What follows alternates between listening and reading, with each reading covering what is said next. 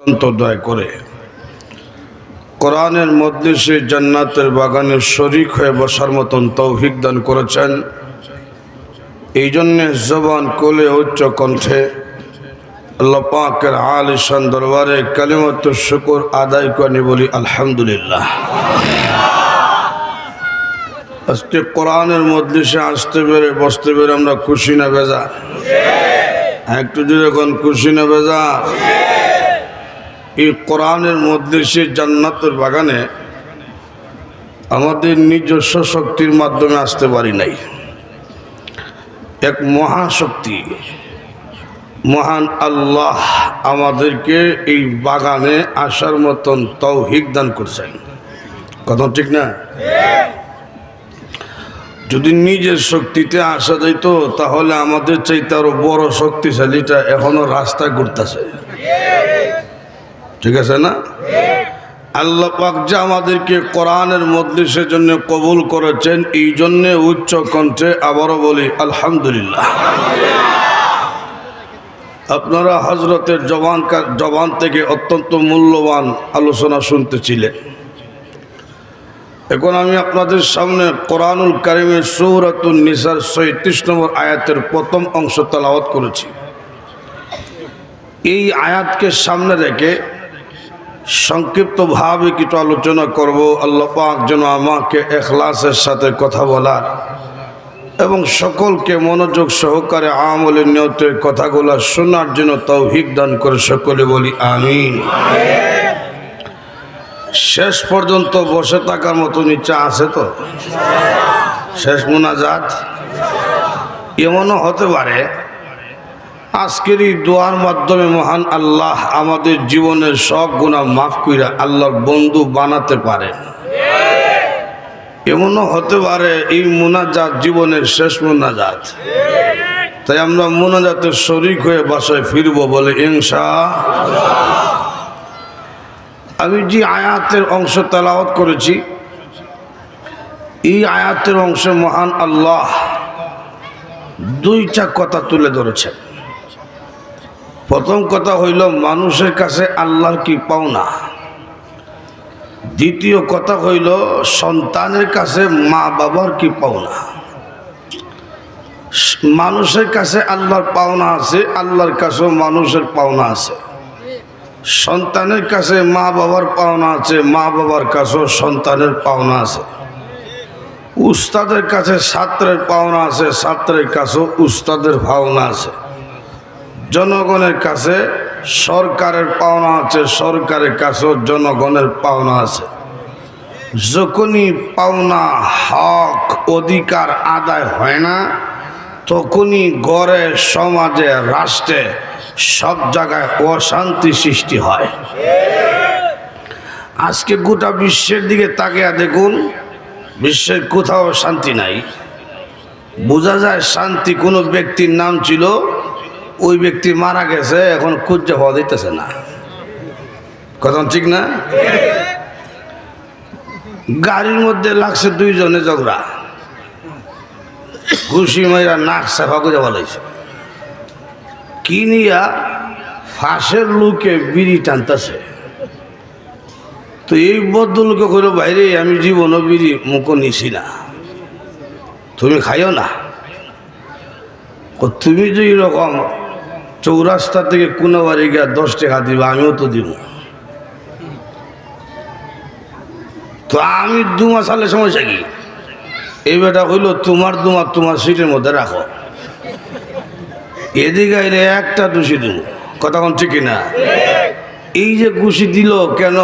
অধিকার হক সঠিকভাবে ভাবনা হয়েছে না। কথা কোন ঠিক কিনা? মূল কারণ হক। মূল কারণ কি? গড়ে যান, হক অধিকার আদায় হয় না, তখনই গড়ে অশান্তি সৃষ্টি হয়। দেশে মারামারি তৈরি হয় কোন সময়? যখন হক আদায় হয় না তখন। কথা কোন ঠিক কিনা? আমরা মুমিন, আমরা শুধু দুনিয়ার জমিনে শান্তি চাই না, আমরা দুনিয়া এবং আখিরাতের জীবনে শান্তির জীবন চাই। কথা কোন ঠিক কিনা? এই দুনিয়ার জীবন ক্ষণস্থায়ী, আগামীকাল সূর্যের আলো দেখবো এইরকম কোনো গ্যারান্টি নাই, ক্ষণস্থায়ী। পরকালের জীবন এমন এক জীবন যেই জীবনের শুরু আছে কিন্তু শেষ নাই। এই দুনিয়ার রাজত্ব, এমপিত্ব, মন্ত্রিত্ব কিছু না।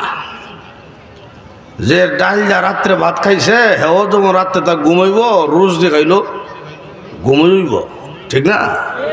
একরকম চললি হইল, দুনিয়া ক্ষণস্থায়ী।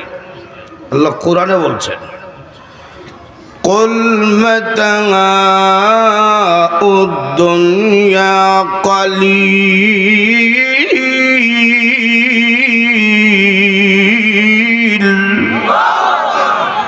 ওগো নবী, আপনি বলুন দুনিয়ার রাজত্ব, এমপিত্ব, মন্ত্রিত্ব, আরাম আয়েশ যা আছে সব হইল কালিল, সামান্য।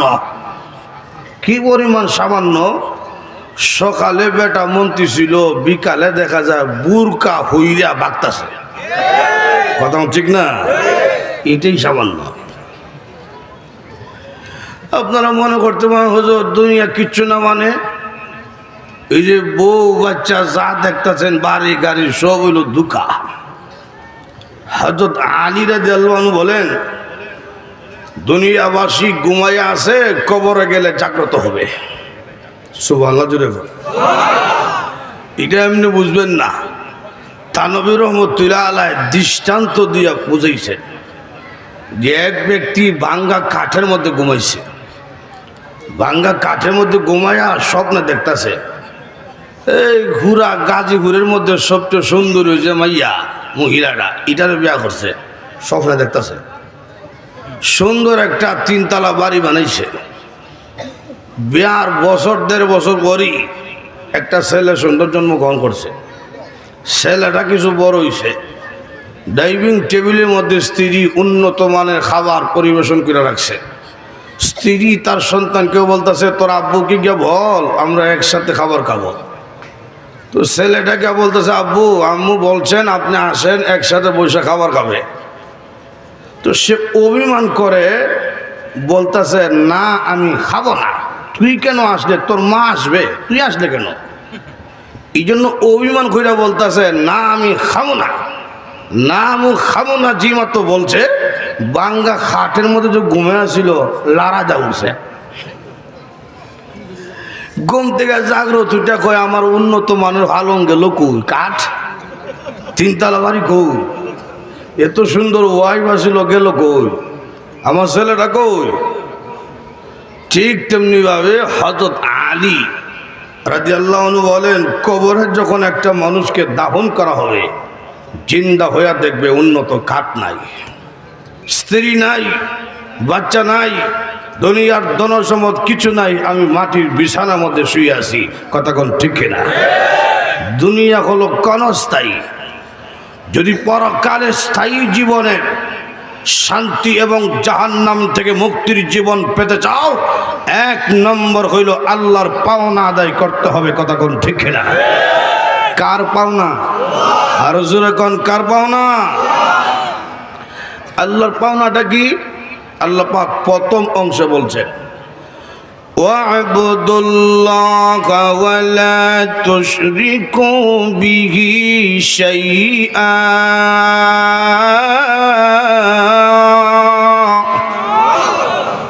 1 নম্বর পাওনা হইল মানুষের কাছে আল্লাহর এক। আল্লাহ মনে করে গোলামি করতে হবে, আল্লাহর সাথে কোনো জিনিসকে অংশীদার করা যাবে না। এক আল্লাহ মনে করে গোলামি করতে হবে। আমাদের আল্লাহ কয়জন? আরো যদি কোন কয়জন? এক আল্লাহ মনে করে, ওয়া'বুদুল্লাহ আর ওয়াহিদুল্লাহ। এক আল্লাহ মনে করে গোলামি করো। এক আল্লাহ মনে করে গোলামি করতে হবে। এই কথা কেন বললেন? বলার কারণ হইল, যেই যুগে কুরআন নাজিল হয়েছিল সেই যুগের কাফিরদেরকে নবীজি প্রশ্ন করেছিলেন, তোমরা মূর্তির সামনে মাথা নত কেন করো? তোমরা সম্মান প্রদর্শন কেন করো মূর্তিকে?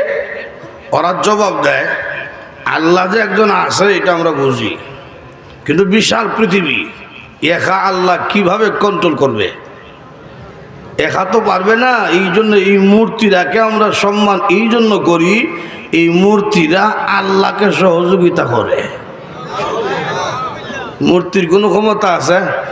আর জোরে কম। মূর্তি জিতা না মরা, জিন্দা না মুর্দা?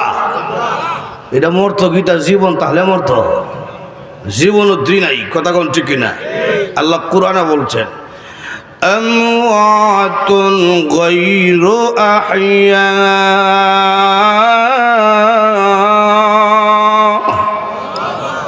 মূর্তির কোনো জীবন নাই, অনর্থক একটা জিনিস কখনো জিন্দা মানুষের মাবুদ হতে পারে? এক একটা মূর্তির নাম এক একটা। একটা মূর্তির নাম হইল লক্ষ্মী দেবী। এটা আপনার অলক্ষ্মীর থেকে বাঁচাইব। এক কাফের লক্ষ্মী দেবী খোদা লইয়া কই যাইতেছে, তো সামনে গেছে, তার পেশাবে ধরছে, তো খোদাকে খুলে রাখা বন্দা পেশাব কেমনে করতো? এই জন্যে তার মূর্তিটার একটা গাছের সাথে হেলান দিয়ে দাঁড় করে রাখছে। কিছু দূরে বৈশা পেশাব করতেছে। হঠাৎ করে শুনে উপর থেকে নিচে পানি ভরা শব্দ শোনা যায়। পিছনে তাকিয়া দেখে একটা কুকুর মূর্তির নাক বরাবর পেশাব করতেছে। এমনি করলে, ও খোদা, তোমাকে আনছি, আমার উপরে কোনো গজব আইলে আমারে বাঁচাইবা, এখন দেখি তোমার উপরে গজব আয় পড়ছে। কুকুরকে তাড়াও। কুকুরকে তাড়াইবার মতন শক্তি কি মূর্তির আছে? আরো যখন আছে, তখন রাগ উঠছে, একটা আছাড় দিয়ে হাত পা ভেঙে ফেলাইছে। মূর্তির কোনো ক্ষমতা? মূর্তিকে আল্লাহর সাথে অংশীদার কইরো না, বৃক্ষকে আল্লাহর সাথে অংশীদার কইরো না, চন্দ্র সূর্যকে আল্লাহর সাথে অংশীদার কইরো না, আগুনকে আল্লাহর সাথে অংশীদার কইরো না। পৃথিবীর কোন শক্তিকে আল্লাহর সাথে অংশীদার করা যাবে না। আমাদের আল্লাহ হইল একজন। কথা কোন ঠিক না? এক আল্লাহ মনে করে গোলামি করতে হবে। এখন প্রশ্ন হইল, আমি কেন গোলামি করব? কেন আল্লাহ বলছেন গোলামি করো? বলার কারণ হইল, আমার মাথা থেকে পা পর্যন্ত যা আছে এগুলা কিচ্ছু আমার না, এগুলা দিছেন কে? আরো যদি কন, কোন সন্দেহ আছে? অস্বীকার করার মতো ক্ষমতা আছে? আল্লাহ কোরআনে বারবার প্রশ্ন করছেন, فَبِأَيِّ آلَاءِ رَبِّكُمَا تُكَذِّبَانِ।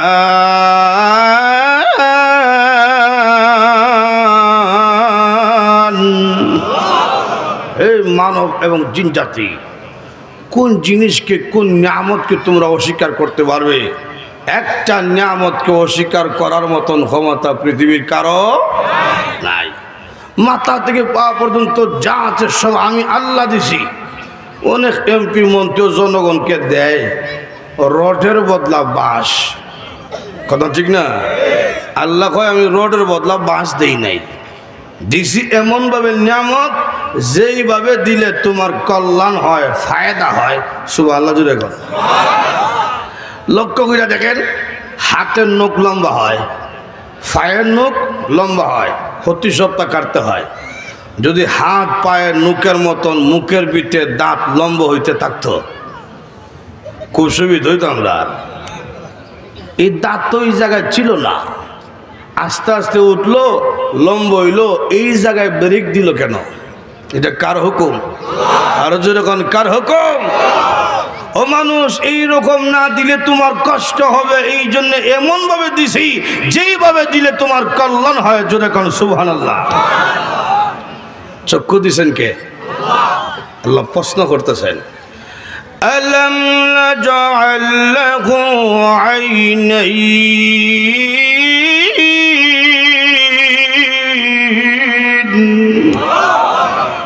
এই, আমি কি তোমাদের দুইটা চক্ষু দেই নাই? দিছেন এমনভাবে, দুইটা চৌকের হেফাজতের ব্যবস্থা আল্লাহ করছেন। দেখেন লক্ষ্য কইরা, চৌকের উপরে চামড়ার দরজা লাগাই দিছে, বন্ধ করা যায়, খোলা যায়। সুবহানাল্লাহ জোরে বলুন। এই চামড়ার দরজা দিলেন কেন? এটা তো না দিলে ভালো ছিল, দেখতে দেখা যায় চোখটা বড় থাকতো, উপর নিচ যা আছে সব একসাথে দেখতে পারতাম। এটা দিলেন কেন? এটা দেওয়ার কারণ এলো ও দুনিয়াবাসী, তুমি যখন রাস্তায় বেরোইবে গাজীপুরের চৌরাস্তা দুলাবালুর অভাব নাই। কথা কোন ঠিক কিনা? রাস্তায় যখন বের হবে দুলাবালু তোমার চোখের মধ্যে পড়বে, তখন তোমার কষ্ট হবে, যন্ত্রণা হবে। এই জন্য এমনভাবে দরজা লাগিয়ে দিলাম দুলাবালু দেখতে দেরি, দরজা অটোমেটিক বন্ধ হতে দেরি হয় না। আমি ঠান্ডা বন্ধ করতে হয় না, অটোমেটিক হয়। এটা কে দিছেন? এই জন্য আমার আল্লাহ রাব্বুল আলামিন বলেন, মাথা থেকে পা পর্যন্ত যা আছে সব কিছু নিয়ামত আমি দিয়েছি। আকাশকে ছাদ বানিয়ে দিলাম, জমিনকে বিছানা বানিয়ে দিলাম। আরে দুনিয়ার মানুষ, তোমার যা লাগে সব আমি দিয়েছি, সুতরাং গোলামি করতে হবে আমার। জোরে কোন কার? আরো জোরে কার?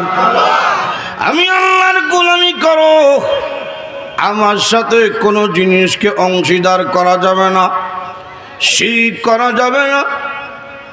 ঈমান মজবুত থাকতে হবে। যদি শিরক না করো আমাদের কি লাভ, কি ফায়দা? আল্লাহর নবী রাহমাতুল লিল আলামিন একদিন সাহাবায়ে কেরামকে নিয়ে কোথাও যাইতেছেন। সামনে যাওয়ার পরে নবীজি লক্ষ্য করে দেখলেন একজন মহিলা তার দুধের বাচ্চাকে কোলে নিয়ে আগুনের চুলার মধ্যে কি যেন রান্না করে। চুলার আগুন দাও দাও করে যখন উপরে ওঠে, সন্তানকে মা পিছনে নিয়ে যায়। আবার যখন আগুন নিচে যায়, সন্তানকে আবার সামনে আনে। এই দৃশ্য দেখে নবীজি ডাকদা বললেন, সাহাবীরা রে, তাকিয়া দেখো একটা মা তার সন্তানের প্রতি কি পরিমাণ দরদ, কি পরিমাণ ভালোবাসা, আদর, স্নেহ, মমতা।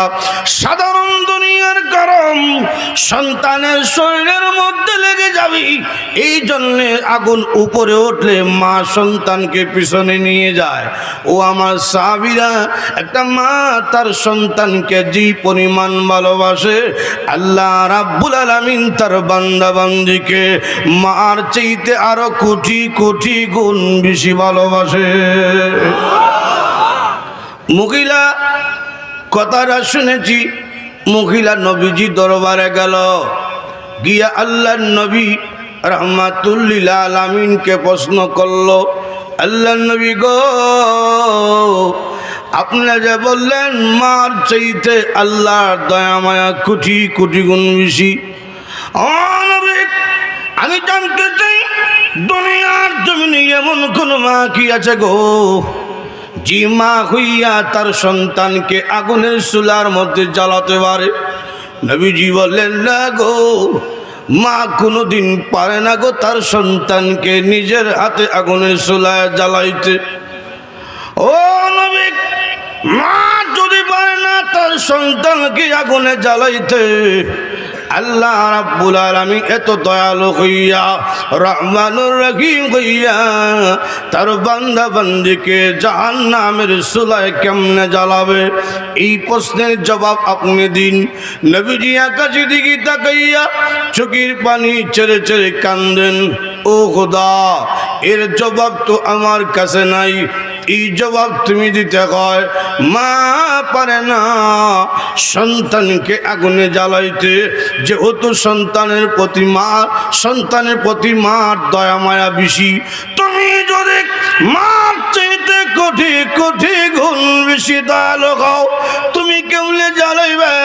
তোমার বান্দা বান্দির কেমনে জ্বালাইবা? এই জবাব তুমি দাও। এমনি আল্লাহ বলেন, জিবরাইল, এই আমার নবীর কাছে তুমি দৌড় দিয়ে যাও, গিয়ে বলো প্রশ্ন যত কঠিন উত্তর এত কঠিন নয়। আমার নবীর কাছে গিয়ে বলো, মহিলা যে প্রশ্ন করেছে জবাবটা দিয়ে দাও। ও জিবরাইল, আমার নবীকে বলো, জি বান্দা বান্দি আমি আল্লাহর পাওনা আদায় করবে, শিরিক করবে না, এমন গোলাম বান্দা বান্দিরে আমি আল্লাহ কোনোদিন জাহান্নামের চুলায় দিতাম না। যারা বলবে লা ইলাহা ইল্লাল্লাহ মুহাম্মাদুর রাসূলুল্লাহ জাহান্নামে দিতাম না। সুবহানাল্লাহ জুড়ে বল। যারা ঈমান আনবো তারা তো আমার বান্দা, আমার বান্দারে কোন জাহান্নামে দিব। শিরিক করা যাবে না। আমরা সমাজে কিছু আছে দুর্বল ইমানদার আছে না, এ কিন্তু ইমানদার লা ইলাহা ইল্লাল্লাহ মুহাম্মাদুর রাসূলুল্লাহ কালেমা পড়ছে কিন্তু নামাজ নাই, আসেনি এরকম। সারা সপ্তাহ মসজিদে ঢুকে না, খালি জুম্মা, এরকম নাই। এক ইমাম সাহেব তো বিপদে পড়ছিল বেনমাজি বাস কইরা এলাকায় ওয়াজ হইতাছে তো বেড়া পাইছে মাইকল লাগাল দিছে মাথা গরম বয়ান। এই বেনমাজিরা উন্নত মসজিদ বানিয়ে কি হবে, নামাজের সময় নামাজে না আসো, সব বেনমাজিরা জাহান্নামে। যখন সব টিরে দরায় দিছে জাহান্নামের টিকিট, একটা দাঁড়াইছে, দাঁড়ায় ইমাম সাহেব আপনি আপনার গ্রামে 10 বছর ধইরা ভাত খাইতেছেন, আপনার মহল্লার, আমাদের মহল্লার ভাত খাইয়া আপনি আমাদেরকে জাহান্নামে দেবেন? ইমাম সাহেব বাপরে বাপ যেমনি দাঁড়াইছে সাহারি খাই দিব। তো ইমাম সাহেব কৌশল করছে, কৌশল কইরা কইল এই বেটা তোমার তো দেখছি মাঝে মধ্যে জুমা করো। জি হুজুর আমি এত খারাপ না, আমি মাঝে মধ্যে জুমা করি। তো আমি কইছি বেনমাজি তুমি দেখা যায় জুমার নামাজি বসো তুমি না। তার মাথা ঠান্ডা হয়েছে, হে বইছে। আর একটা পিছন থেকে দাঁড়াক আমি জুম্মার নামাজ পড়ি না, কিন্তু জাহান্নামে কেন কইবেন? ইমাম সাহেব কয় বেটা তুই কি তা ঈদের নামাজও খরচ না? ও জি হুজুর বছর 2টা লাগাল হয়, এটা না করি কেমনে? আমি ঈদের নামাজ পড়ি। তো আমি কইছি বেনমাজি তুই দেখা যায় ঈদের নামাজি বহ তুই না। তার মাথা ঠান্ডা হয়েছে, হে বইছে। আর একটা দাঁড়াক আমি জুম্মার নামাজও করি না, ঈদের নামাজও করি না, কিন্তু জাহান্নামে কেন কইবেন? ইমাম সাহেব কয় বেটা তোর বাপ যে গত বছর মারা গেছিল তার জানাজা পড়ছিলি নি? ও জি হুজুর বাবা জানাজা পড়ছি। তাহলে দেখা যায় তুই জানাজার নামাজি। আমি কইছি বেনমাজি তুই দেখা যায় জানাজার নামাজি বহ তুই না। এই হলো আমরা আমলের অবস্থা, কথা কোন ঠিক কিনা? এটি হলো দুর্বল ইমানদার। এটা কি ইমানদার? দুর্বল। 2 নম্বর হইল তার সিরত সুরত দেখলে চিনবেন না এটা মুসলমান না ও মুসলমান, এরকম আছে না নাই? জিজ্ঞেস করলেন তোর নাম কি? কয় রতন। তো ভাই আসেনি? জি। নাম কি দা? কয় সফল। তো বোন আসেনি? কয় জি। নাম কি? কয় প্রিয়াঙ্কা। রতন, সফল, প্রিয়াঙ্কা, এই নাম শুনে কি আপনি বুঝতে পারছেন হ্যাঁ যে মুসলমান? তাকাইলেন পোশাকের দিকে, এখন দেখা যায় এমন পোশাক পরছে আঁটুর নিচে সিরা। 2-3 বছর আগে যখন দেখছিলাম সিরা তো ভাবছি মনে কুত্তা কামড় দিছে। হরে শুনি না এটা নাকি ফ্যাশন। তো এখন যদি সিরা হইরা কয় ফ্যাশন, কোন দিন তো ফ্যান্টোর চেইন করলা কইব ফ্যাশন। তা আগে তো ছিল আঁটুর নিচে সিরা, এখন দেখছি আঁটুর উপরে সিরা, অর্থাৎ হেড অফিসের কাছাকাছি গেছে গা। কথা এই অবস্থা কেন? এটা দুর্বল ইমানদার। এটা কি? দুর্বল। কিন্তু পড়ছে লা ইলাহা ইল্লাল্লাহ মুহাম্মাদুর রাসূলুল্লাহ। আবার তার সামনে আলিম উলামার বিরুদ্ধে কথা কইলে সহ্য করে না, কোরআনের বিরুদ্ধে কথা বললে সহ্য করে না, আল্লাহ এবং তার রসুলের বিরুদ্ধে কথা কইলে সহ্য করে না, কিন্তু নামাজ পড়ে না। সহ্য করে না কেন? আল্লাহর বিরুদ্ধে কথা কইল বরদাস্ত করতে পারে না, তার বিরুদ্ধে অ্যাকশন নেয় কেন? ভিতরে ঈমান আছে। এই যে দুর্বল ইমানদার, এই রকম ইমানদার যদিও হয় আল্লাহ পাক তাকে মাফ করে দিবেন। যেমন আপনারা কইতে পারেন হুজুর তুলে তো সহজ বাজা আজকে পাইছি, কেন নামাজ কিসের রোজা? একবারে সহজ, আমরা তো সব কালেমাওয়ালা, দরকার নাই আর নামাজ রোজার। এটা কইলই তো না। আল্লাহ কুরআনের আয়াতে বলছেন শিরিক ছাড়া যদি কোনো উঠতে পারো আমি আল্লাহ ইচ্ছা করলে মাফ দিব লিমাইয়াশা, যাকে ইচ্ছা তাকে। আমি যে নামাজ পড়তাম না আমার রোজা আল্লাহ ইচ্ছা হইব কোনো গ্যারেন্টি আছে? আর জোরে কোন আল্লাহ বলেন তুমি যদি ইমানদার হও, শিরিক না করো, গুনাহগার হও, শিরিক না করো, হাসরের মাঠে ইচ্ছা করলে মাফ দিয়া জান্নাতের টিকিট দান করে দেব। অনেক ব্যক্তিকে আল্লাহ পাক দুর্বল ইমানদার জাহান্নামে ফেরেশতা হাতে পায়ে রশিদা বাঁধা লিছে, বলবেন জাহান্নামে নিক্ষেপ করো। নিক্ষেপ করা আদেশ করা মাত্র সঙ্গে সঙ্গে পুইরা গেছে জাহান্নামে। আল্লাহ বলবেন উঠে আনো, উঠে আনো। যেই মাত্র এই ব্যক্তিকে জাহান্নামের আগুন থেকে উঠে আনা হবে, আল্লাহ রাব্বুল আলামিন বলবেন বান্দারে আদেশ করা মাত্র জাহান্নামে পড়ে গেলে কারণ কি? দেরি করলে না। সেই ব্যক্তি বলবে প্রভু আমি জানি জাহান্নামে যাওয়ার জন্য আমাকে আদেশ করা হয়েছে, যদিও জাহান্নামে যাওয়ার আদেশ, কিন্তু এটা তো তোমার বিধান। হ্যাঁ প্রভু, দুনিয়ার জমিনে বিভিন্ন বিধান দিয়েছিলেন, কিন্তু নফসের দোকায় বিধান পালন করতে পারি নাই। আজকে যদিও জাহান্নামে যাওয়ার আদেশ দিয়েছো, আমি সঙ্গে সঙ্গে আদেশটা মানলাম, গ্রহণ করলাম। এই জন্যে দুনিয়ার জমিনে আলেম উলামার জবান দিয়া শুনছিলাম তোমার নাম রহমান, তোমার নাম রহিম, তোমার দয়া মায়ার শেষ নাই। প্রভু আজকে কিয়ামতের কঠিন ময়দানে যদি তোমার একটা বিধান আমি মানতে পারি, একটা আদেশ যদি বলার সঙ্গে সঙ্গে মানতে পারি, তোমার দয়া লাগতে পারে, মায়া লাগতে পারে। এই জন্য আমি জাহান্নামের মধ্যে পড়ে গেছি। এমনি আল্লাহ বলবেন বান্দারে ঠিকই তুই বলছ, আমার নাম রহমান, আমার নাম রহিম। রে আল্লাহ তোর কথা শুনে আমার কুদরতি রহমতি কলিজার মধ্যে জুস মারছে। যারে বান্দা যা তোর জিন্দেগির গুনাহকে মাফ করে, আমি আল্লাহ তোকে জান্নাতের টিকিট দান কইরা দিলাম। এইরকম অনেক আল্লাহ মাফ দিব। আল্লাহ আর ব্যক্তিকে ফেরেশতা ধরছে, রশ্মিতে বাঁধছে। এটা আমরা দেশ রশ্মি না, আগুনের রশ্মি। আল্লাহ আকবার জোরে কর। ঠান্না টাইনা নিতেছে, আর এই আসামিটা ফিরে খালি তাকায়, পিছনে খালি ফিরে তাকায়। আল্লাহ কয় ফেরেশতা আমার কাছে নিয়ে আয়। এই তোরে ফেরেশতা সামনে টানে, পিছনে তাকাস কেন?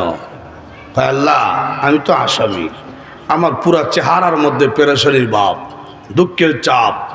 এই চাপ যদি পেরেশানির চেহারা আমার মা দেখে সহ্য করতে পারবে না। তুমি না মার চাইতে কুচি কুচি গুণ বেশি দয়ালু। সুবহানাল্লাহ জোরে বল। আমি বারবার পিছনের দিকে তাকাই, আমার চেহারার দিকে তাকাইলে তোমার মায়া লাগতে পারে, দয়া লাগতে পারে। আল্লাহ হচ্ছে কি তোর কথাটা শুনে মায়া লাগিয়া গেছে, যা মাফ করে দিলাম। একটু জোরে কম। এই যে আজকে যে বৈশা ওয়াজ শুনতেছেন, দুনিয়ার কোনো লাভে বইছেন না, ঠিক না? কোরআনের মহব্বতে বসেছেন। এই যে বসেছেন, এই বসাটাও জাহান্নাম থেকে মুক্তির কারণ হতে পারে। একটা হাদিস আছে, হাসির হাদিস। দুর্বল ইমানদার জাহান্নামে অনেক দিন জ্বলবে। জ্বলতে জ্বলতে জ্বলতে জ্বলতে একদিন কান্না শুরু করছে, প্রভু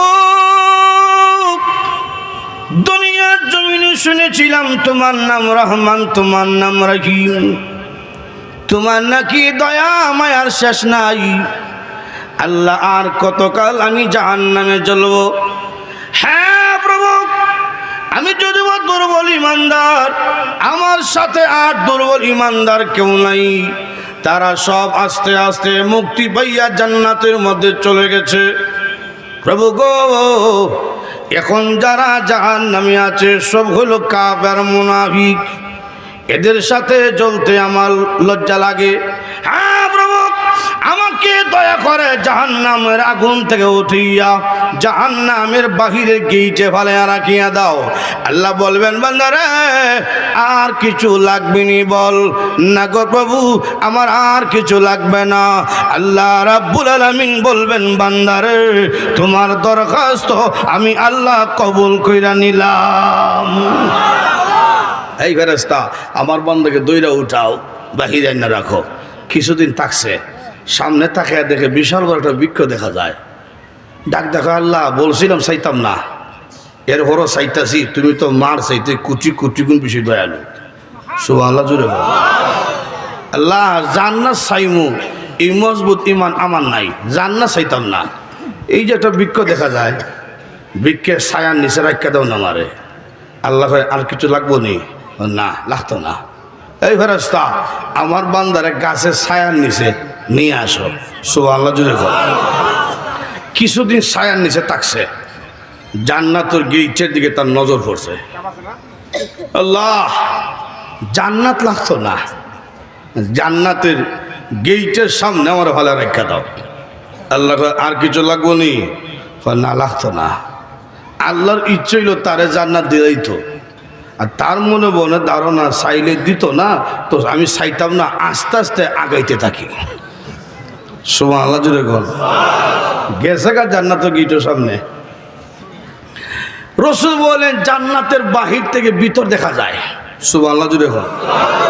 জান্নাতের ভিতর দেখা যায় ইমানদাররা বড় বড় রান খাইতেছে, বড় বড় রুশ খাইতেছে। এগুলো দৃশ্য দেখে কার সহ্য করতে পারে? আল্লাহ এত সুন্দর বাড়ি বানায় রাখছো, মজবুত ইমান তো আমার নাই, থাকতাম না। ঢুকিয়া দেখা মাত্রই বেরোয়া যাইব। আল্লাহ কয় বারবার তুই চাইতে না, এর পরও চাস। এখন যদি ঢুকার পরে খোঁজ বেরিতাম না, না আমি ওয়াদা খেলা করতাম না। আর মনে মনে হয় খালি ঢুকে যাই, চিনবেন না আদমর সন্তান কারে কয়। আল্লাহ ডাক দেখো গেট খুলো, আমার বান্দা জান্নাতের মধ্যে প্রবেশ করবে। আরো জোরে কোন ঢুকছে জান্নাতে। ঢুকার পরে কয়েল জ্বলে নাকি? কয়েল জ্বলে? কয়েল জ্বললে বন্ধ করে দাও, এই ফুলা বন্ধ করে দাও। আপনি বসেন, আপনি লক্ষ্য করে দেখেন। নবীজি বলেন জান্নাতের মধ্যে ঢুকছে, ঢুকার পরে দূরতি আছে সামনে দিয়া, দূরতি আছে, পিছনে ফিরও তাকায় না। আল্লাহ ডাক দেখো, কিরে আদমের সন্তান, কইসলে কি খরতাসত কি? তুই না বলছিলে থাকবে না? বের হ, বের হ। এমনি আল্লাহ আমি যদিও দুর্বল, আমি তো ঢুকে গেছি জান্নাতে। তুমি না ওয়াদা করছো জান্নাতীদের সাথে, হুম ফিহা খালিদুন, জান্নাতীদের সিফত হইল, বৈশিষ্ট্য হইল ঢুকলে বেরোয়া নাই। সুবহানাল্লাহ। আমি দুর্বল হইতে পারি, আমি ঢুকে গেছি তো। এখন যে পিছনে ডাক্কা তোমার যে ওয়াদার লঙ্ঘন হইতাছে খেয়াল আসেনি? আল্লাহ যুক্তিবাদী বুদ্ধি কেন করছে? যা যা দিলাম জান্নাত। রাসূল বলেন এই ব্যক্তিকে মহান আল্লাহ 10টা পৃথিবীর সমান একটা জান্নাতের বাড়ি দান করবেন। আল্লাহর ভাও নইল শিরিক করা যাবে, আর যেরকম শিরিক করা যাবে না। মানুষের পাওনা কি আল্লাহর কাছে? মুমিনের কি পাওনা? সংক্ষিপ্তভাবে দেয়া দেই, আল্লাহর কাছে মুমিনের কি পাওনা? আল্লাহ অন্য আয়াতে বলছেন, ইন্নাল্লাযীনা আমানু ওয়া আমিলুস সালিহাত লাহুম জান্নাতুন নাঈম।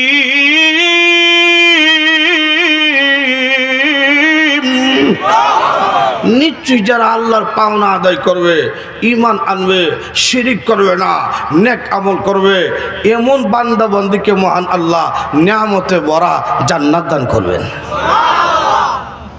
ছোট যে জান্নাত 10টা পৃথিবীর সমান। সুবহানাল্লাহ জুড়ে বল। ছোটটা আল্লাহ নবী রাহমাতুল লিল আলামিন বলেন, ছোট বাড়ি যে ব্যক্তিকে আল্লাহ দিব, সেই ব্যক্তিকে বুক বিলাস করার জন্য, আরাম আয়েশ করার জন্য, আনন্দ করার জন্য মহান আল্লাহ নিম্নেও 71 জন স্ত্রী দান করবে। এত স্ত্রী কেন হুজুর? প্রত্যেক পুরুষের চাহিদা বেশি বউ তাহলে পালা। মাসে মাসে বিয়া করতাম পারি না, বছর বছর করতে পারতাম, তুই তো ভালো আছি, কিন্তু এটা সম্ভব না। ইসলাম বলছে সামর্থ্য যদি থাকে, ইনসাফ যদি করতে পারো, খালি সামর্থ্য তাহলে হইতো না, ইনসাফও করতে হইব। ইনসাফ সামর্থ্য থাকে আর ইনসাফ যদি করতে পারো, 60টা বউ একসাথে রাখতে পারবা, কোনো সমস্যা নাই। কিন্তু আমরা সমাজের অবস্থা খারাপ। কোনো হুজুরও যদি 2 নম্বর বিয়া করে, তখন মানুষেরা সমালোচনা করে, হুজুর ইয়া হামটা করলো কিতা কথা। আল্লাহ বলেন এটা আমি বুঝি, এই জন্য বউ দেওয়া হবে নিম্ন 71 জন স্ত্রী দেওয়া হবে। এদের কোয়ালিটি কেমন হবে? আল্লাহ রাব্বুল আলামিন নিজে বলছেন, আজওয়াজুম মুতাহহারা ওয়া হুম ফিহা খালিদুন। দুনিয়ার মানুষরা এমন স্ত্রী দেওয়া হবে যাদের পেটের কোনো নাপাকি পায়খানা নাই, নাপাকি পেশাব নাই, নাপাকি রক্ত নাই, মুখের মধ্যে কোনো দুর্গন্ধ নাই, নাকের মধ্যে কোনো ময়লা নাই, চোখের মধ্যে কোনো ময়লা নাই, কানের মধ্যে কোনো ময়লা নাই, মুখের মধ্যে দুর্গন্ধ হবে দূরের কথা, একটু তুতু যদি আটলান্টিক মহাসাগরের মধ্যে ছেড়ে দেয় তাহলে সমস্ত পানি মেশকে আম্বরে ন্যায় গারান যুক্ত হয়ে যাবে। সেই স্ত্রীগণ দেখতে কেমন হবে? আল্লাহর নবী রাহমাতুল লিল আলামিন বলেন, হুর পরীরা দেখতে কেমন হবে? সারা শরীরের কথা বাদ দাও, একটা আঙ্গুলের বর্ণনা শোনো। নবীজি বলেন, আল্লাহ রাব্বুল আলামিন যদি আকাশ ছিদ্র করিয়া একটা হুর পরী একটা আঙ্গুল যদি দুনিয়ার দিকে জ্বলিয়ে দেয় তাহলে সূর্য লাগতো না, চন্দ্র লাগতো না, একটা আঙ্গুলের সৌন্দর্যে গোটা পৃথিবী আলোকিত হয়ে যাবে। সেই হুরফুরির হাসিটা কেমন হাসি? দুনিয়ার জমিনে কোনো বেড়ার বোর দাঁত দুটি উঁচা থাকে, তো বউ হাসি দিলে তোর হাসি দরকার নাই, তোর বিজলি দরকার। আল্লাহ জান্নাতের রমণী হাসিটা কেমন হবে শুনিয়া লাও। আল্লাহ রাব্বুল আলামিন একদিন জিবরাইলকে বলছেন, রে জিবরাইল, জান্নাত তুমি ভ্রমণ করো, আমি আমার বান্দা বান্দির জন্য কি নিয়ামত রাখছি তুমি দেখে আসো। এমনি জিবরাইল বলেন, আমি ঢুকলাম জান্নাতের নিয়ামত দেখার জন্য। নিয়ামত দেখে দেখে আমি যখন বের হব, বের হওয়ার সময় তাকিয়ে দেখি আল্লাহর তৈরি জান্নাত হঠাৎ করে আলোকিত হয়ে গেছে। আমি ভাবলাম মনে হয় এটা আল্লাহ রাব্বুল আলামিনের তাজাল্লি প্রকাশ পেয়েছে। আমি আল্লাহর তাজাল্লি মনে করিয়া সেজদার মধ্যে পড়ে গেছি। যেই মাত্র সেজদার মধ্যে পড়লাম, এমনি শুনি একটা মহিলার কণ্ঠের আওয়াজ শোনা যায়, রে জিবরাইল, এটা আল্লাহর তাজাল্লি নয়, আমি হুর পরি আপনাকে দেখে মুস্কি হাসি দিয়েছিলাম, আমার দাঁত বেরোইছে, দাঁতের আলোতে জান্নাত আলোকিত হয়ে গেছে। চিন্তা করছি নি কি বউ রাখছে? সুবহানাল্লাহ জোরে বল। দুনিয়াতে স্ত্রী ছিল, বুড়ি হয়ে গেছে, দাঁত হয়ে গেছে, চামড়া ঢিলা হয়ে গেছি, এটা কেমন অবস্থা হইব? রসুল বলেন, দুনিয়ার স্ত্রীকে মহান আল্লাহ জান্নাতে যখন দান করবে, 16 বছরের যুবতী বানাইয়া জান্নাতি হুরদের চাইতে আরো 70 গুণ বেশি সুন্দর বাড়াইয়া আল্লাহ আপনাকে দান করবে। জান্নাত এমন এক জায়গা, বুক বিলাসের শেষ নাই, জান্নাতে নামাজ নাই, জান্নাতে রোজা নাই, ব্যবসা বাণিজ্য কিচ্ছু নাই, শুধু আরাম আয়েশ বুক বিলাস। সুবহানাল্লাহ জুড়ে কর। খাইবেন কি? দুনিয়াতে কি আছে? কি খাইছেন?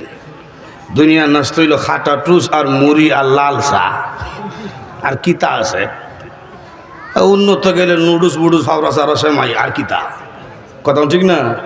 রসুল বলেন, জান্নাতের মধ্যে যখন ইমানদার নাস্তা করবে তো তার সামনে 1,70,000 প্রকারের নাস্তার আইটেম থাকবে।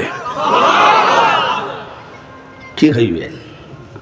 আপনি বানাই আনতেইব না, আপনি স্ত্রী নিয়ে বইছেন। এই দুনিয়ার ফার্কের মতন না, দুনিয়ার ফার্কও গেছে গাল ফেল লইয়া, এখন গিয়া দেখে স্বাস্থ্য একটা চক্কর মারতেছে, তখন প্রেমিকা লইয়া গাছও সিফার যায়, ওয়ালোর সিফার যায়। কত জান্নাতের মধ্যে কোনো সিফা নাই, সামনাসামনি। সুবহানাল্লাহ জুড়ে বল। মুত্তাকিনা আলাইহা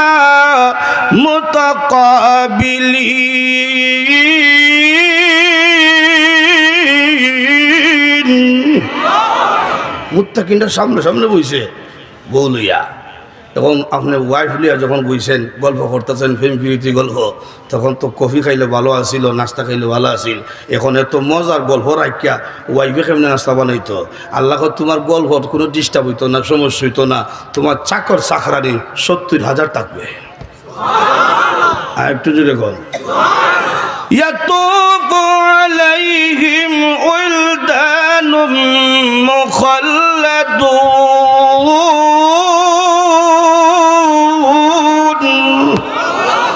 ছোট ছোট বাচ্চাদের মতো খাদিম রাখছি, নিম্ন 70,000, লাগলে আরো দেবো চাকর চাকরানি। সুবহানাল্লাহ জুড়ে কর। আপনার কি কাম? আপনি খাইবেন, ভোগ বিলাস করবেন, আরাম আয়েশ করবেন। সুবহানাল্লাহ জুড়ে কর। জান্নাতে আরাম আয়েশ ভোগ বিলাসের শেষ নাই যদি আল্লাহর পাওনা আদায় করা যায়। কথা কোন ঠিক কিনা? লক্ষ্য করে দেখেন, জান্নাতে গানও আছে, নাচও আছে। সুবহানাল্লাহ জুড়ে কর। আপনারা কইতে মানে হুজুর গান নাচ দা জান্নাত কিতা করতাম? জান্নাত কেন দরকার? দুনিয়ার জমিনে যাত্রা গান হয়, নাচ হয়, গান হয়, আমরা যারা দেখতাম পারছি না, দেখার কিতা মন চায় না?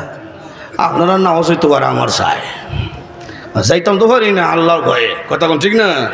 তোমরা যারা আল্লাহকে ভয় করে গেছো না, আমি আল্লাহ জান্নাতের মধ্যে নাচও দেখাইমু, গানও দেখাইমু। সুবহানাল্লাহ জুড়ে কর। এই দুনিয়ার ফসা গান না, জান্নাতের স্পেশাল গান। সুবহানাল্লাহ জুড়ে কর।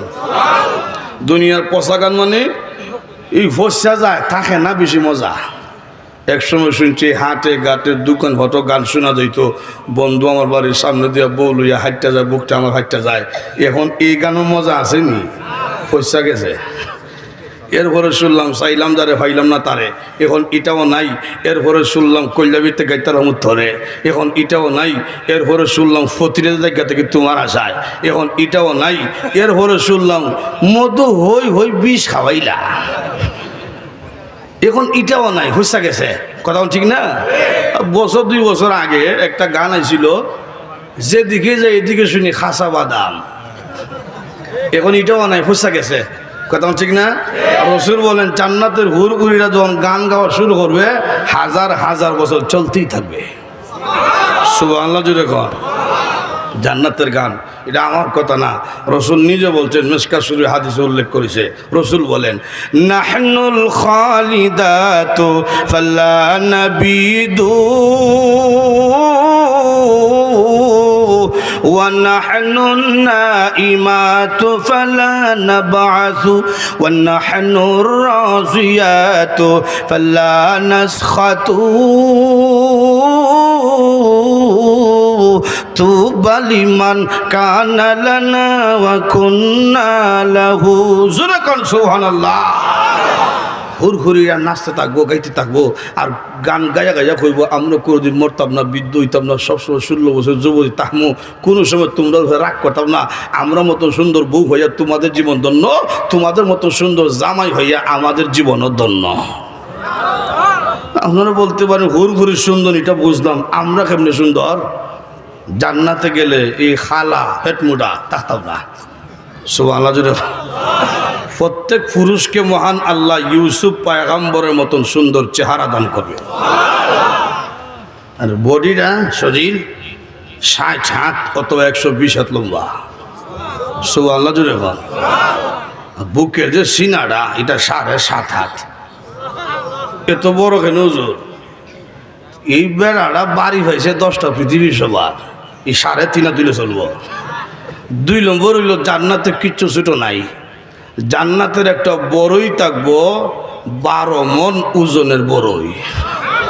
এই 3.5 হাতওয়ালা বেড়া যদি বড়ই গাছ নিচে চক্কর দেয়, একটা বড়ই হলে বর্তইয়া দিবে। আর 120 হাত লম্বা বেড়ার উপরে কয়েকটা বললো কিচ্ছু তো না। কথা কোন ঠিক কিনা? তো লক্ষ্য করে দেখেন জান্নাতের সব আছে, আরাম আয়াসের শেষ নাই। খসির গোস্ত, হরিণের গোস্ত, উটের গোস্ত, এটা দুনিয়ার খসি না। 1 পিস মুখে দিছেন 70 গুণ মজা, আর 1 পিস মুখে দিবেন, এখন দেখা যায় প্রথম পিসের তুলনায় দ্বিতীয় পিসটা 70 গুণ বেশি মজা। সব আছে। এখন যদি কোনো জান্নাতে গেলে সিগারেট খাইমনি, এটা না খাইলে তো ঘুমাইতো না আমার, এটা কইতে পারতাম না, কারণ কোন ফসা জিনিসের কথা জান্নাতে ঢুকলে স্মরণ হইতো না। সুবহানাল্লাহ জুড়ে। ভাই আমার লক্ষ্য করে দেখো, যে কথা বলতেছি কইলাম 1 নম্বর হলো আল্লাহর পাওনা আদায় করবা, শিরিক করবা না, ইমানের উপর ইস্তেকামতের সাথে অটল থাকবা।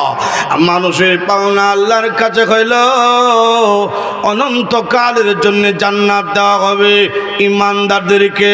এটা হলো আয়াতের প্রথম অংশ। দ্বিতীয় অংশের মধ্যে চলে যাই।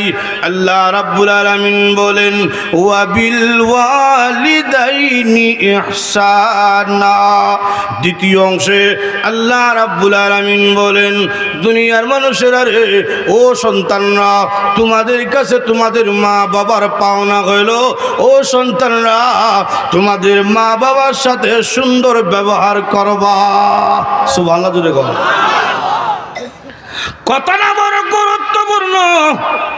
প্রথম অংশে আনলেন মানুষের কাছে আল্লাহর কি পাওনা, এরপরই মা বাবার পাওনার কথা কেন আনলেন? তাফসীরকারগণ উল্লেখ করেছেন প্রথম আনছেন আল্লাহর কথা এই জন্যে মানুষদেরকে আল্লাহ রাব্বুল আলামিন যত নিয়ামত দিয়েছেন দেওয়ার মধ্যে কোনো সার্থকতা নাই। ফ্রি দিছি, তোমাদেরকে নিয়ামত দিলে তোমরা আমারে বিল দিবা এরকম না। যা দিয়েছি রে দুনিয়ার মানুষ নিঃস্বার্থভাবে দিয়েছি। ঠিক তেমনিভাবে মা বাবা ওই দুই ব্যক্তি, যেই মা বাবা সন্তানকে যা দিয়েছে, সন্তানকে আদর করেছে, চকলেট খাওয়াইলো, নতুন নতুন কাপড় পরিধান করাইলো, চিকিৎসা করাইলো নিঃস্বার্থভাবে। আপনি যদি কন কোনো স্বার্থ না যে ছেলেটা বড় হইলে লাভে আসল যা আছে সব নিমু, এরকম না। মহব্বত করছে নিঃস্বার্থ, মামলেট খাওয়াইছে নিঃস্বার্থ, আঙ্গুল খাওয়াইছে, কোনো স্বার্থ নাই। কথা কোন ঠিক কিনা? এই মা বাবার মতন আপন আর কেউ রে পাইবেন? দুনিয়ার মানুষ, এই সন্তানরা, তোমরা তোমাদের মায়ের সাথে বাবার সাথে সুন্দর ব্যবহার করবা। এটি হলো তোমাদের কাছে মা বাবার পাওনা। সুবহানাল্লাহ জুড়ে ঘর। আজকে এমন যুবক আছে বিবাহ করছে, এখন মা বাবাকে সম্মান দেয় না, মাকে সম্মান দেয় না, স্ত্রীর কথা উঠা বসা করে। এরকম হয়তো আপনাদের এলাকায় নাই।